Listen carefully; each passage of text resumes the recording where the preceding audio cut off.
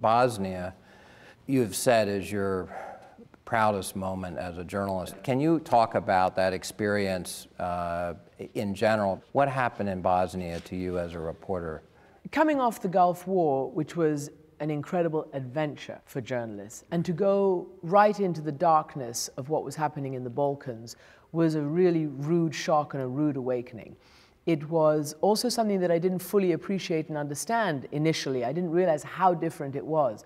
But what we found there was not an adventure. What we found there was a real challenge, both journalistically and morally.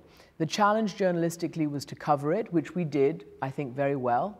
Morally, we had to understand what we were faced with, that this wasn't, as the politicians, the US politicians, the European politicians were saying, this wasn't just an ugly, dirty little civil war. This was just an explosion of ancient ethnic hatreds that had gone on for hundreds of years, and oh my goodness, we can't do anything about it. It's designed to be like this, and it will continue until it's over.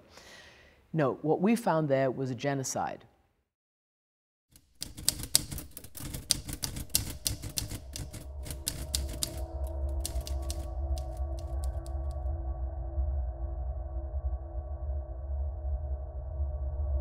Basically, melee took place in a village, and there had been a CIA report that there was going to be a company of North Vietnamese regulars.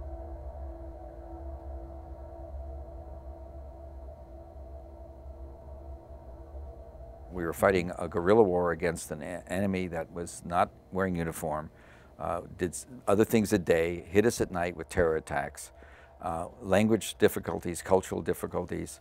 And these guys got to Vietnam. They were a badly organized, badly trained unit.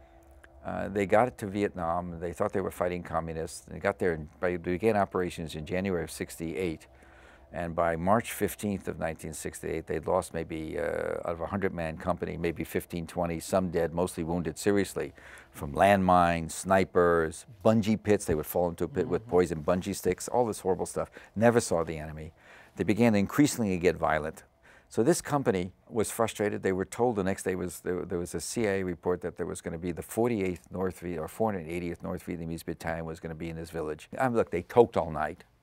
And the senior NCOs and officers drank all night, but they got up at 3:30, put their weapons on. Defending democracy, you got to give them to do. Went to be killed. They want to pay back. Instead, they find 555 is probably the best number, 550 something, men, women, and children in this village, and they kill them all.